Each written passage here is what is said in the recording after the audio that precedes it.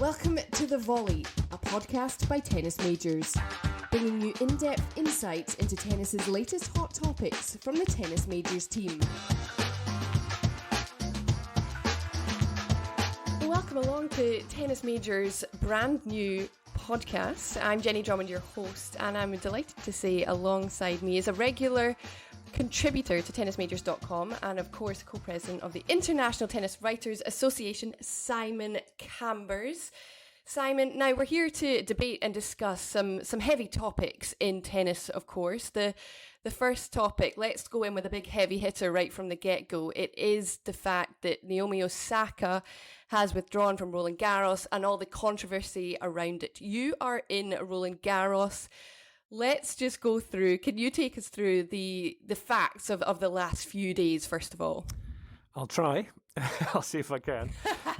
We are, just to let you know, we're in the press room here at Roland-Garros, and if there are any little jingles in the background, it'll be the notes that they send around to people to tell them what's going on. The doors opening at the gates and so on. So don't freak out if you hear any strange sounds.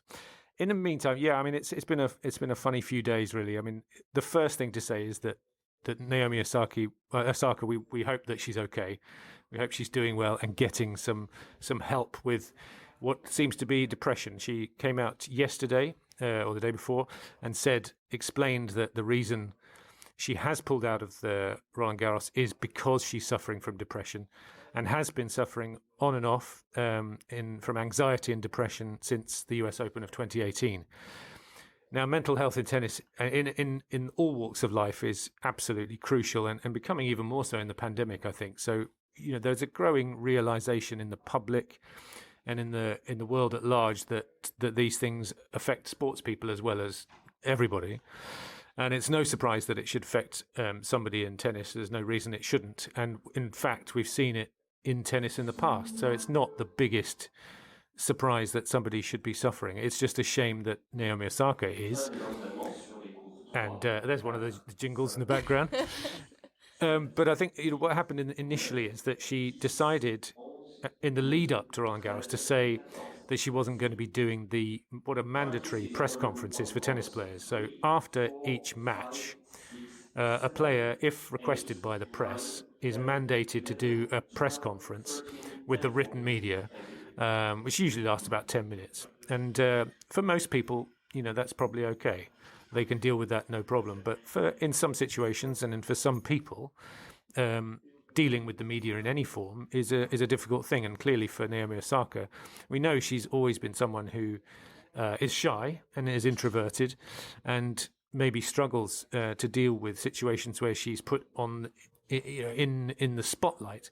And when you're in a press conference situation, that is very much the case. Of course, it's the same with TV, but it's perhaps a little bit different. It's just sort of a one-on-one situation, which may be a little bit easier to deal with. What we never know with players is how they're feeling underneath it all, because, they're not going to sit there and tell everybody, tell the whole world that they're struggling with things, because it makes them feel worse or it's not something they want to talk about or feel comfortable talking about. So she decided that she wasn't going to do the press conferences. That caused a bit of a stir, to say the least, among the Grand Slams who, reiterated to Naomi in public that she was mandated to do this thing and she could get fined. And they actually told her that, she could get defaulted as part of the code of conduct. So that led to an even greater sort of frenzy about the whole subject. And, I know that her agent, who works for IMG, was very concerned that people were not seeing the bigger picture and were not looking at the way that she was feeling. Not many people had asked how Naomi was. They just jumped to the conclusion, press conferences, we need to defend them. That's really important. And then sort of it escalated very quickly because she played her first round match. She played pretty well. She did her on-court interview. She spoke to one TV station just off the court, but she didn't do her press conference. And then it followed as a little bit of more information came out from her sister on Reddit about what was going on, a few more nuggets about how Naomi may have been feeling off the court. Then Naomi Osaka put out the statement saying that she was going to withdraw from Roland-Garros, which is a really sad situation for all, but most of all for her. And then in that statement, she explained that she's been suffering from depression. And hindsight's perfect in these situations. In an ideal world, she probably would have come out with that statement first. But this is a situation where she's dealing with a lot of things, clearly. And, you don't think straight. You don't think these things through properly. You just want to get the situation dealt with. And that was the way she decided to do it. But she's now taking some time off. We don't know how long for. But hopefully she'll be able to get the help she needs. Absolutely. I mean, I have to echo your point as well in that we are wishing her well. And we've seen a number of sports stars suffer from mental health issues, and a lot of them just go about their business. Then suddenly they say something is wrong and it's a big shock. I think it's very important now that the light that's been shone on mental health within sport and how to deal with it. But before we delve into that, there are so many aspects. Basically, this has opened Pandora's box in a sense, because there are so many different reactions that are coming from it because of how it's all played out. So if we maybe start with the press, in fact, because I think a number of the press were maybe offended at the beginning, because if you look at it from both sides, the tennis players are travelling around the world doing their job to play their matches and be the best tennis players they can possibly do. Their job is on the court. The press is extra, but it is part of the overall job. The press are then also travelling around the world, working all hours under the sun, trying to cover these tennis players and go in and create stories and make a living. And then for Osaka to say that she is suffering because of the written press in particular, or in a press conference, that must be quite hard to take. So just from the press side, what has the reaction been at Roland-Garros? Because immediately, because it will have differed as the days have gone on and as the revelations have come out. So what's it been like there, Simon? Yeah, I think you're absolutely right. It has changed, the feeling amongst the media to what happened. I think that what was perhaps the problem, and that there is definitely a realization in the Osaka camp that her message could have been clearer at first, and maybe would have helped to resolve some of what I'm about to say. The press in general were, as you said, a little bit miffed because the instant reaction for a lot of people is, "Oh, come on, you get paid millions of dollars around the world. This is just 10 minutes of your time. This is the only time we get with you. Just suck it up and get on with it." That's the opinion of a lot of, that's the sort of instant feeling of quite a lot of people. Not necessarily of me, but it's the natural opinion or the natural feeling that people get when something is taken away from them like that. I think it would have been better had she said, people would have understood it more and more quickly had she said, "I'm not going to do any media during Roland-Garros," rather than just singling out the press conference as the problem. Because these players, Osaka is a global superstar. She does a lot of TV stuff as well. So she'll do a lot of one-on-one TV interviews. And, they're probably not much fun for her either. So she would have been better off, I think, had she said, "I'm not going to do any media." And if she'd come out and said, I'm struggling with depression, everyone, I think, then would have understood it much, much easier.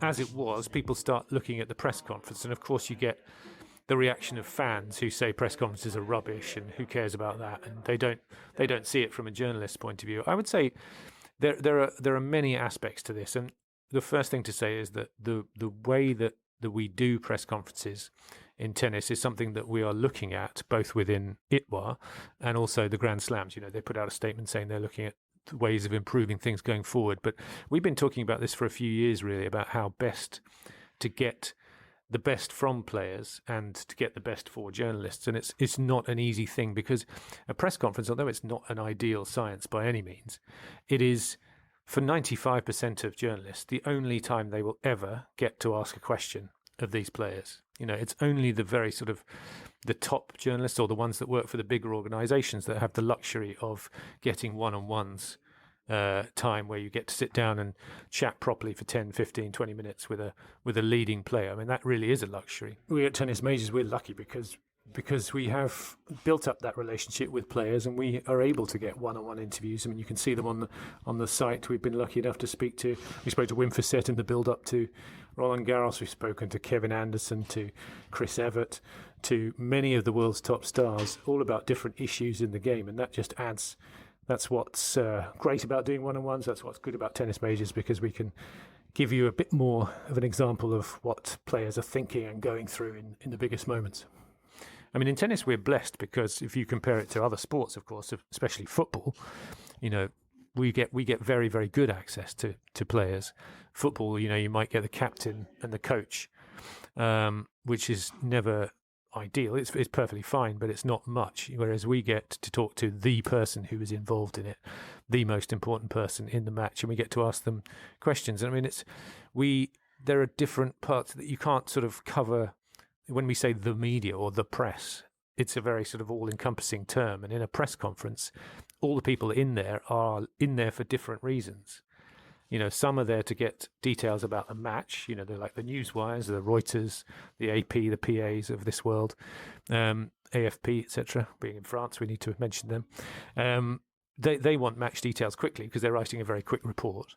But for a lot of people, they're trying to write more interesting things about Osaka herself, or about the player themselves, or about things beyond the just the nuts and bolts of playing tennis. And so the other side of that is that there's been some criticism on social media in particular that, it's just boring questions that get asked in press, and it's or they're even too random, asked by random people who probably shouldn't be there, and all that sort of stuff. And there is a debate going on about and a process going on to try and make sure the accreditation process for tournaments is as strict as possible, to make sure that everyone who's there is a bona fide journalist working properly. It's never easy because tournaments also want as much coverage as they can get. Everyone's pulling in different directions. But I think, what we need to do is to realise that, because when I said 95% of people, that's the first time and the only time they get to speak to a player, the way that press build up a rapport with players often starts in a press conference, with a question here or there. You'll hear them, you'll get a little bit of response between each other. And then the next time you see them in a press conference, they may remember you, or remember your face or something, or remember the question you asked. And so you start to build a relationship, and then you get the one-on-one. So if you take away the press conference altogether, which I don't think anyone really wants to do as a whole, you remove all of that kind of pathway to building a rapport with a player. Which is important, because the more the journalists the more the players get to know the journalists, the less afraid they need to be of, being turned over or being misunderstood or misquoted or anything like that, if they actually have a relationship with them. And it's interesting when I think, Jenny, you've been to Indian Wells. They have a setup there, which is where the players and the media eat together. Now, it sounds like a really small thing, but that we don't sort of sit around staring at them and going, "Oh my God, there's Roger Federer," or "Look, that's Rafa Nadal." Ash Barty, my God, I'm going to go and sit next to her and listen to what she says. It starts to become normal, and then they just you say hello to each other, just like normal people, and that's the relationship you want to have. So there's a lot of, there are so many sides to it. As I said, there's criticism on social media that the questions are not good, and some of that is because of social media. Strangely, if you've got a story that you're trying to write and you want a quote from someone, you can't really ask it in a press conference unless you've completed 95% of your story already and you've got all the other reporting that goes in it, which is not always easy. Because if you ask a leading player a question, if you ask Osaka a question about an interesting topic, it just gets sent out everywhere immediately on social media anyway. And so the impact of your story is reduced. So that's why you'll find a lot of the so-called better top journalists, or the ones working for the bigger organisations, won't really be in press conferences necessarily. They might be monitoring them and they'll listen to them and read them later just in case. But generally, they won't be in there to ask a sort of general question. For me too, being a broadcast journalist, so often it's you show up and you've got 3 questions. And then it depends who you're working for. If you're working for a world feed, you need to be a bit more newsy, so the pressure is there to ask something that is about the match, but also to try and make them laugh, but try and get them on side. So then maybe the next time you interview them, they're friendly towards you, or they give you more, or they realize that you're not out to get them. It's like, personally, I find it a lot of pressure as well.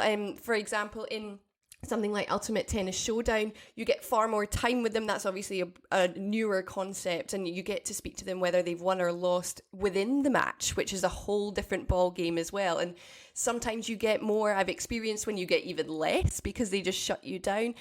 It's a hard situation to manage, and I think from both sides it's certainly difficult. And something else that has kind of come to light in the last few days is also the reactions of the players. So for instance, at the beginning it seemed like maybe some of the players who'd been around longer, the likes of Novak Djokovic, etc., said, well, I understand what she's saying, but press conferences are part of the sport. But then it's interesting now to see how they've reacted. And I find the different players very interesting. For example, one that stands out for me is Venus Williams. I'm just going to read you her quote. So she says, for me personally, how I deal with it was that I know every single person asking me a question can't play as well as I can and never will. So no matter what you say or what you write, you'll never light a candle to me. So that's how I deal with it. But every person deals with it differently. And that is an insight that we would never have had in Venus Williams if this hadn't all come to light as well. But my question to you is, how do we move on from this? How is it going to evolve? First of all, it did make me laugh what Venus said. I thought it was very funny. I would also like to point out that I have aced Venus Williams before, but it was only on a sort of... Yeah, exactly. It was only on it, but it was I have to clarify this. It was on a please recount the story. This is big. This is an exclusive, I think. This was in New York before the US Open, probably 10 years ago. And we were playing on a shortened court, probably a sort of 2/3 court or maybe a half-size court, set up right near Grand Central Station. A special thing, and it was sort of being moderated by one of the Jensen brothers. It was quite fun. A few people were watching, and you had 3 chances to ace Venus Williams, and if you got one, I think she gave it was $1,000 to charity or something like that. So the first one I hit slightly too long. It was just out, but it almost hit her. So this was back when she was still one of the favourites for the tournament. So I almost hit her with the first one. The second one was in the net, and the third one was an ace down the middle. But it was a shortened court, and seeing as it was for charity, maybe she let it go. Who knows? But it's not important. It's not important. It's the thing is that I think what she said was sort of the tennis equivalent of somebody in the theatre, picturing the audience naked to calm them down. So it's, if you see them, then there's no issue. But I think when you talk about going forward, it is really important because that we are talking with the tours. The tours are talking amongst themselves and with the players. And there is a lot going on inside the WTA already in terms of helping players with mental health. I think Coco Gauff answered a question yesterday about that, and she said she's actually they reached out to her a couple of times to check she was okay, and she took their advice once and didn't take it another. I mean, I've never been put in that situation yet, and I hope that I haven't, or I won't be able to have to go through what she's going through. So I can't really answer that question because I have no idea what's going on behind closed doors, and I don't want to make an answer to that and assume something, because assumptions can end up leading to false information, and I don't want to put out false information on something I have no info about. What Serena Williams said was, we're all different, and so everybody needs different things. She deals with things in a different way. Coco Gauff seems to be totally balanced and seems to have no issues with anything and to deal with things very differently to Naomi Osaka, and that's no criticism of Naomi Osaka whatsoever. Everybody deals with it differently. And going back to your point, Jenny, lots of journalists don't like asking questions in press conferences anyway, and find that a nerve-wracking experience, because there's quite a bit of jostling going on. You've got when you're in COVID times, it's different because we're all doing everything remotely, but normally you're in a press conference room, sort of 20 or 30 people, and you're all trying to get a question in, and you've got to ask it in the right way and all that sort of stuff. And some But it's people also find how good your question is. how good your question That, is, what the that's so response is. stressful. Yeah, it's Everyone's really watching you. It's like answering a question in school. It's so stressful. exactly. It's standing up in class and talking to your school. Yeah, it's all those things. It's really difficult to sort of find the exact right way to do it. But we are talking about it. There's a meeting of the International Tennis Federation. We have a media commission which sort of links between the tours and the players, tours and the media, where we discuss all the important issues. And this is bound to be front and centre when it comes to the meeting that comes after Roland-Garros before Wimbledon. So I'm sure that we are going to, maybe this will be a good moment where we can actually take some steps forward to really help both the journalists and the players, because everybody understands that players struggle. People you find plenty of journalists who are struggling with mental health, I'm sure, as well. So, but people don't talk about it enough. And I, when we look back in the past, you said a lot of people have struggled. We know Marty Fish famously struggled with it. Cliff Ritchie, who was a famous American player back in the 60s and 70s, he wrote a book called Acing Depression. So it's been out there for a long time. Chris Evert struggled with anxiety. But you even look at Ash Barty, like she took time out from the sport. She completely left it. There are so many who need time away. You look at Gael Monfils, Benoit Paire this year. Yep. Like the way life is now, it's not easy, and that can lead on to the pressure situation, and pressure with Osaka has just catapulted since 2018 for her. And it's just a whole load of different things. It's pressure. It's the fact that she is an introvert. She doesn't like public speaking. So that part of the tennis world is just overwhelming for her. And frankly, she's struggling to deal with it. She is struggling to deal with it. And you've got to put her, she's a very special case because she is an absolute icon in Japan. She cannot walk down the street. Kei Nishikori had the same thing first, but she has it now. I know she's tried before putting a disguise on just to see what it's like walking down the street. It worked because no one expects her to be in that kind of clothing. But, they've got the Olympics coming up in Japan. She's going to be the face of the Olympics as well. She's got a lot going on. This is a difficult time of season for her as well, with clay and grass, which are not her best surfaces. So it's such a big deal because Naomi Osaka is a huge deal, world number 2. Can you tell me exactly where she is in her career right now? Yeah, well, this is it. Coming into Roland-Garros, she was the arguably the best player in the world. I mean, she's not the number one at the moment due to the ranking system, but she's won her 2 last Grand Slam tournaments in both of the US Open and Australia. She's won 4 Grand Slams. She's only 22 years old. After she won in Australia this year, everyone started talking about how many she's going to win, and I think people were genuinely and almost realistically saying she could win 10 because she's by far the best player on hard courts in the world. Seems to be able to do anything on that surface. Her issue now is getting better on the other surfaces. Now, maybe that contributed a little bit to how she felt coming into Roland-Garros because she wasn't confident on clay. But, she's been working very hard. Clay and grass are the ones that she needs to improve on. But she has a very good coach in Wim Fissette to help her with that. I know they've been working very hard on those things. So she is right at the top of her game, which is... it's what some people probably can't understand with Naomi is, you think, oh, well, why should she? Well, how can she be depressed, inverted commas, when she's winning everything and best player in the world? But it's not about that. Depression is very different, obviously, as we know. It's not just about feeling down. It's about handling everything. It's about how she feels in general. So in terms of her tennis, she is a phenomenal player. She's got everything that you would want to. She's a great athlete. She's got power, natural power. She's brilliant under pressure on the court. She can cope with all kinds of opponents. So when she's in the right frame of mind, she is the player to beat. And I think next time we get back on hard courts, whenever she starts playing again, she's going to be right back there again. If she's feeling good, she will be the player to beat again.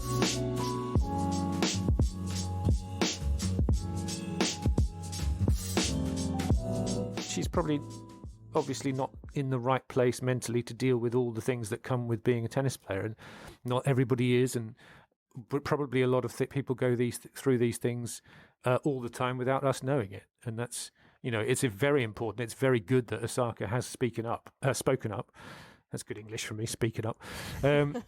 It's very good that she spoke up about it, because it hopefully will help others to do the same thing, because we know that there are plenty of people out there who are still suffering from the same kind of problems. Yeah, well, she jumped onto the scene big style in 2018 with her first title at Indian Wells, and of course beating Serena Williams in that very controversial US Open final. And since then, obviously, things have been on the whole up as what we've seen, but clearly emotionally and internally they haven't necessarily been. But something that stood out, which I think is very impactful in what's happened in the last few days, is her political stance over the last year. There's a lot to think about with that, that she's very involved with the Black Lives Matter movement. She wore masks at the US Open with a different person who had died due to the police in the US. She refused to play her semi-final match in the Western and Southern Open, and the actual whole tournament boycotted that day. Now she's withdrawn from Roland-Garros. She's fundamentally standing up for what she believes in. And if she feels that the matter is bigger than tennis, then it comes first. But has that increased political stance, increased the attention? Has it all kind of got a bit too much and too overwhelming for her? Well, the true answer is I don't know, because we could never know exactly what's going through her head. But, I think what's very interesting is that over the last year or so, as you said, it felt like the time away in the pandemic, when the tours were shut down between March and August last year, was a time when she was actually, it enabled her to grow up a little bit, to mature away from the limelight, which was something that was probably a really good thing for her. And she was able to find her voice, and her voice was a really strong one. And she's a global icon. She's a brand in herself. She is massive all around the world, especially in Japan. What she says resonates with young people. It matters. And so her speaking up and her taking a lead, she is a leader in many ways now. This is what was so exciting, that we thought, oh, this is great. We've got someone who will speak on the big issues, who's not afraid to speak her mind. And I think that's exactly what we have in Naomi Osaka. What she did with Black Lives Matter was amazing and continues to be, and how she acts as a leader. And I thought it was interesting in one of her statements here at Roland-Garros, she either hinted or she said clearly that what she thought she was doing was helping others by saying that she wasn't going to be doing this press, by standing up for others who were in a similar situation and showing that, you don't have to do these things. It's not absolutely, you're not going to be forced to do anything. So she feels like she's helping other people as well. And, that's going to be part of her character going forward. But that's a big burden to deal with as well, especially for a young person. As I said, she's only 22. She's not been around that much, but she's already got a wealth of experience in many, many different walks of life. How do you think her withdrawals impacted the players there in Roland-Garros? I don't know. Tennis players are sports people. Elite sports people are pretty selfish in a good way. They think about themselves first and foremost. I'm sure the ones that know and like Naomi will feel for Naomi and hope that she gets all the treatment she needs. But they'll be concentrating on their own job. And even though they've been asked a lot about Naomi, in general they're doing their job, which is to try and win tennis matches. And I know that sounds pretty trite, but it's just the way sports people are. Some will speak up more than others, and some will have felt it more than others. But in general, I think the players will just be getting on with business. Well, how do you then take it on a case-by-case basis? Is this maybe the biggest issue that the tours face? Because as we know, everyone is different, but how do you manage it individually and as a collective? Well, you start by putting structures in place to help anyone who's struggling. And as we said, I know that the WTA do have help for players who have mental health issues, and they have people who are reaching out to some that they hope or that they feel might need some help. Individually, I think you do deal with things on an individual basis. What more can you do when Naomi Osaka, in this case, makes her stand the way she did? I mean, she knows that tennis is sort of bigger than any one individual. So what she does will have a big impact, but it's not like tennis won't exist without her. But I think it's on the tours and everybody involved to make the situation as not pleasant, but as decent as possible, and understand when people have problems, understand when there are issues. I mean, to be honest, I think the WTA and the ATP on the men's side, they do, when there's a big issue off the court, they do brief the players. They do talk to them before they go and speak to the press. So they are prepared when they go in. But of course, handling that situation is a different matter. They can be as prepared as you like. I mean, that's what the tours have to do, and they do. But in the end, still the player can react in different ways. And we didn't talk about it earlier, but I think, it is difficult for players to talk about a loss or to talk when they've had a really difficult loss, and to speak calmly and look at the bigger picture, because of course they're dealing with an annoying, painful defeat. And sometimes what happens, there's been a lot of talk about how quickly players have to come in to meet the press afterwards. And it says in the rules that it should be half an hour. It never is in general, because it's so busy, and it's often an hour and a half you have to wait for players. But when they lose quickly, they tend to just squeeze themselves into a slot and get it out of the way. And in many ways, that's not the ideal situation for anyone, because they don't want to talk. Players don't want to talk, and the journalists feel almost in an awkward situation, because it's hard to ask the questions when they're clearly feeling down about it. Yeah, it's very tricky. Essentially, it's like us coming home from a bad day at work and us having to go into a press conference. If you flip it on its head, it's not the most pleasant thought. But at the end of the day, everyone is just trying to do their jobs. And I think so much of it now with the likes of Naomi Osaka, she's bringing new things to light that maybe we hadn't we thought about before, but she's actually making things change, which is upsetting some people, but also a lot of others saying, no, this absolutely needs to happen. And I think that shows in terms of, we had the ATP and the WTA uniting over the pandemic, and that's something they're trying to take forward. So I guess my question to you now is, what do you think the relationship is between the governing bodies and the players now? Because Tennis Majors writer Haresh Ramchandani wrote an article about that. Are they closer, or is the gulf just getting bigger? Well, it depends what you mean. I mean, the tour's responsibility is to grow the tour and help the players, and the players' responsibility obviously is to do their job, but they are also partly responsible for growing the tour. I mean, I was looking back at what Billie Jean King said about it all, and she said, when in the 70s, when we were starting things out, we knew the importance of the media, because we knew what help it could give us. Without them, we had no voice. Things are a bit different now, because agents and PR companies want to control the narrative, and they think that it's okay just for the players to say something on social media, and that's their side of the story, and that's it. But there's no balance there. There's no detail.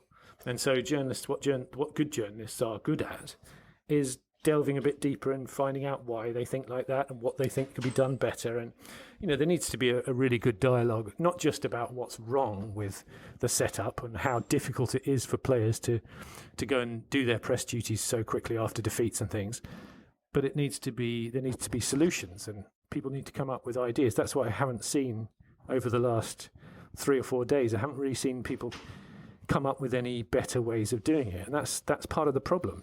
We know that the press conference is not perfect, but what is a better way of doing it to get a quick access to players?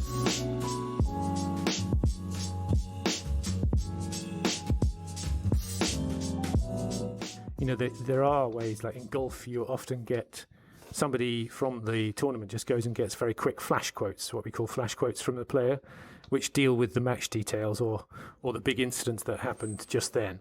It's only a couple of questions. It doesn't take very long, and that stuff's out of the way. And then other duties can be done later, and not everybody has to come to press conferences. I did see, thinking about solutions, I did see someone suggest that maybe there could be an opportunity. Let's say somebody was, had lost or had a difficult situation they didn't want to talk about, then they could send the coach in their place.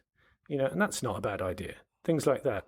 At least you get some reaction. You need to find out some response. Implemented that at the Australian Open. You get the coaches in there. Yeah, well, they've done. There's been an initiative on the WTA side. The coaches in the press conferences, which.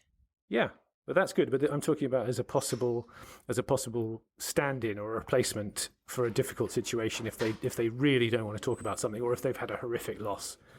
They give the quick match quotes, but then the really sort of deeper stuff or forward-looking things comes from the coach. Or maybe the coach comes in with the player, to make them feel more comfortable.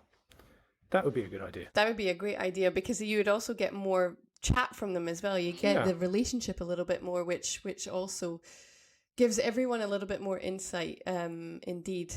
Well, I guess my last question to you has to be, when will she be back? Yeah, it's a very good question. And again, I don't know, unfortunately. Where's your crystal ball? My instinct is that she might not play Wimbledon, and she might decide to wait until whatever she was going to play before the Olympics, get back on the hard courts and start there. I mean, it's a difficult choice. Yeah, because the Olympics is a whole other ball game for the poster girl, isn't it? Yeah. Pressure is just off the scale for that one. Pressure's enormous, but the pressure is probably, well, I mean, she will have a lot of media to do, obviously, but she'll be, in some ways, inside the Japanese camp and maybe protected from the general setup. But I mean, I would think the Olympics are enormous for her. So that's got to be her focus if she's ready to play, if she's healthy, if she's feeling good.